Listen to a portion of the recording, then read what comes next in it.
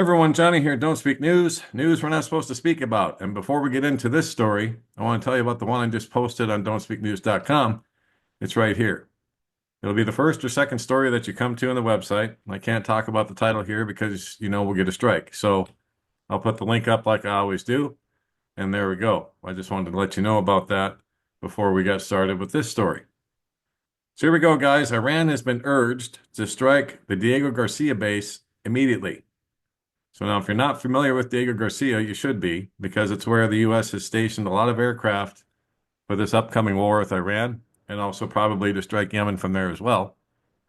But here we go. This is the current buildup at the Diego Garcia Air Base in the Indian Ocean, and also the reason that the Iranian commanders are considering striking it now as a preemptive measure.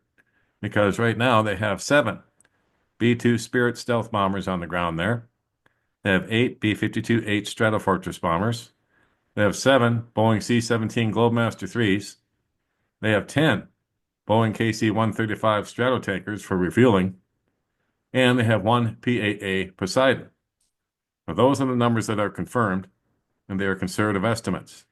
So, guys, this is an unprecedented amount of air power concentrated in a single location. Just sitting there. Now, they may be doing some training runs throughout the day, I'm not sure. But for the most part, they're on the ground. And Iran could take out all of those aircraft while they're just sitting there on the runways in their parking spots. Just saying. That's why they want to strike it now. And they might. Iranian armed forces have called for a preemptive strike on the Diego Garcia military base before America uses it to target the Islamic Republic. A senior Iranian official said military commanders have been asked to target the joint UK-US base, which sits on Britain's Chagos Islands, in an attempt to deter Donald Trump from striking Iran. The official in Tehran told the Telegraph that top commanders are being urged to launch preemptive strikes on the island and its base if Trump's threats have become more serious. He added that discussions about the island have intensified since the Americans deployed bombers there. Yes, and then Trump sent them a letter saying that they had 2 months to completely disarm themselves and quit their nuclear program, or else these bombers will be unleashed on them. He just said it again over the weekend. So at least 3 B-2 Spirit jets have arrived at the strategic U.S.-UK outpost last week, and we know now that there's 7. Dubbed the ghosts of the sky, the B-2 bombers are capable of slipping past most advanced air defenses and delivering deadly payloads. Yes, which is why the Iranian commanders are thinking about taking them out now, while they're still on the ground. So as we know, Diego Garcia is the main island in the Chagos archipelago, the British-owned Indian Ocean territory, which Sir Keir Starmer wants to return to Mauritius. The future of the military base is a key point of contention in the deal to give up the islands. As part of Sir Keir's proposed deal, Diego Garcia would be leased back to the UK at a reported annual cost of $90 million per year, so the US can continue its military operations there. So yeah, well, that would be a drop in the bucket for the US and the UK. But anyway, you get the point. I'll let you read the rest on your own. But as you can see, with all of this firepower there sitting on the ground, that's why Iran is thinking about taking it out before it gets used against them. It's something to consider. They'd be crazy not to. And then we have this from Pete Hegseth at the Department of Defense. Hegseth orders Pentagon to focus on preparing for war with China over Taiwan. So Secretary of Defense Pete Hegseth distributed a memo in mid-March ordering the Pentagon to put its focus on preparing for a war with China, a nuclear-armed power, by assuming risk in Europe and other parts of the world, according to the Washington Post. Now, the Post didn't publish the full memo, known as the Interim National Defense Strategic Guidance, but said it outlines in broad and sometimes partisan detail the execution of President Trump's vision to prepare for and win a potential war against Beijing and defend the U.S. from threats in the near abroad, including Greenland and the Panama Canal. The Pentagon has considered China the top threat facing the U.S. since the first Trump administration, but the Post report said the memo is extraordinary in its description of the potential invasion of Taiwan as the exclusive animating scenario that must be prioritized over other potential dangers, reorientating the vast U.S. military architecture toward the Indo-Pacific region beyond its homeland defense mission. The report said that the guidance from Hegseth says the Pentagon's force planning construct will consider conflict only with Beijing when planning contingencies for a major power war and leave the threat from Moscow largely attended by the European allies. And this is something that we've seen blurbs of over the weekend, as this memo reflects the Trump administration policy toward Europe and calls for NATO allies to take a far greater burden sharing. The document says that the U.S. is unlikely to provide substantial support to Europe if Russia's military advances in the region, saying the U.S. will only provide nuclear deterrence. The memo also calls for the U.S. to pressure Taiwan to increase military spending significantly. So, China is the focus of the Pentagon and the Trump administration, not Russia, and they're going to just leave Europe to the Russians. And they're not going to help them other than provide some nuclear deterrence.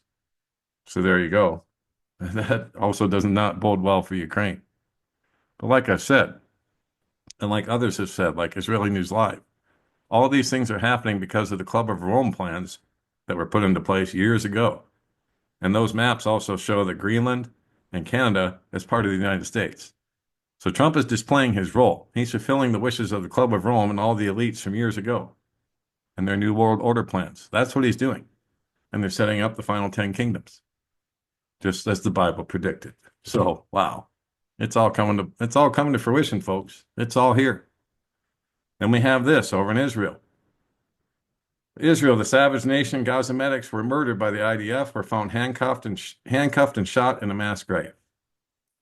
The Israeli forces executed 15 first responders who were found buried underneath their crushed ambulances. Here we go again with the synagogue of Satan. Israeli forces have been accused of executing handcuffed Palestinian medics before burying them in a mass grave underneath their crushed ambulances in southern Gaza's Rafah.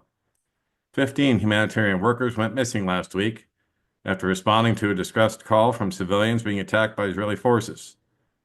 The workers included 8 paramedics from the Palestine Red Crescent Society, 6 members of the Palestinian Civil Defense Search and Rescue Teams, and 1 UN staff member.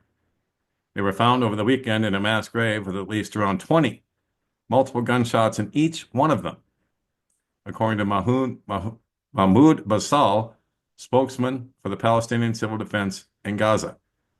At least one of them had their legs bound, another was decapitated, and a third was topless, he added. The Palestinian Health Ministry said some of the bodies were found with their hands tied and with wounds in their heads and chests. Israeli occupation forces brutally and savagely executed the civil defense teams. He added that the humanitarian workers were buried in a mass grave, 2 to 3 meters deep, in an attempt to conceal the crime. This grave was located just meters from their vehicles, indicating that the Israeli occupation forces removed the victims from the vehicles, executed them, and then discarded their bodies in the pit. The scene represents one of the most brutal massacres Gaza has seen or has witnessed in modern history. The health ministry condemned Israeli forces for the heinous crime and called for an international investigation. I'll just leave it there. Wow. Shot him in the head, shot him in the chest while they were handcuffed, and then tried to cover up the crime by burying him 2 to 3 meters deep. Unbelievable. It just continues. This is just straight up genocide. And it's really, really hard to watch. But I know it's a tribulation. I know these horrible things are going to happen until Jesus Christ returns. But come soon, Lord Jesus. Come soon. That's all I've got to say about that. Then last but not least, I want to bring some coverage to this story because I don't think it'll get much. Was she murdered? Epstein and Prince Andrew's victim, Virginia Giuffre, was just hit by a bus and has 4 days left to live, it says. She was hit by a bus and has gone into kidney renal failure, and doctors gave her just 4 days to live. It's a shame she's going to die without ever getting justice. She deserved much better, and America's failed her, big time. So here's her post. She said, "This year has been the worst start to a new year, but I won't bore anyone with the details. But I think it's important to note that when a school bus driver comes at you driving 110 kilometers, wow, that's pretty quick. As we were slowing down for a turn, that no matter what your car is made of, it might as well be a tin can. Yeah, at that speed with a school bus, indeed it would be a tin can. I've gone into kidney renal failure. They've given me 4 days to live, transferring me to a specialist hospital in urology. I'm ready to go, just not until I see my babies one last time. But you know what they say about wishes. Shit in one hand and wish in the other, and I guarantee it's still going to be shit in one hand at the end of the day. Thank you for all being the wonderful people of the world and for being a great part of my life. God bless you all, Virginia. Oh, absolutely tragic, horrible, and sad. I'll put the Reddit link to this post up on the website as well. But this was the gal that was given to Prince Andrew by Epstein and his hooker madam, whatever her name is. I can't remember her name now. She's allegedly in jail too, which I doubt. But anyway, this poor woman who says she's going to die in 4 days, according to the doctors. I don't know why they wouldn't have her in ICU and on dialysis right now, but anyway, that's the story. I find it just horrific, sad, and just a prime example of what America became over the years. Just a cesspool. Sex trafficking, #1 spot for sex trafficking in the world. Unreal. Anyway, don'tspeaknews.com is home base for everything that we do. I've got over 2,500 stories here now, videos, pictures, everything you could want, and all kinds of things that we can't speak about anywhere else, of course, just like this story here. So at the top, we have these tabs to navigate the site. If you'd like to subscribe or contact me, just click on that tab. And the links are here, the 2 emails to contact me. Here's the box to type in your email and click on subscribe. There's also a box like this at the bottom of every posting as well. If you'd like to support us, and we thank everyone who's been supporting us with prayers and donations as well. Thank you so much for that. We wouldn't be around unless you guys helped us out. We are listener supported only. And so here are all the different links to do that. We thank you very much for that. And here are the different places to find us on Rumble, BitChute, Telegram, and even YouTube, which you may be watching right now. But how long we remain there is anyone's guess. We've already had 2 large channels taken out. So they had 15,000 plus subscribers each. But anyway, here's Telegram, Substack, BitChute, Rumble. Those are all the places where you can find us. And that will be it for now. Head on the swivel, guys. Prayed up and prepped up at all times. God bless. Take care. Johnny Storm. Don't Speak News.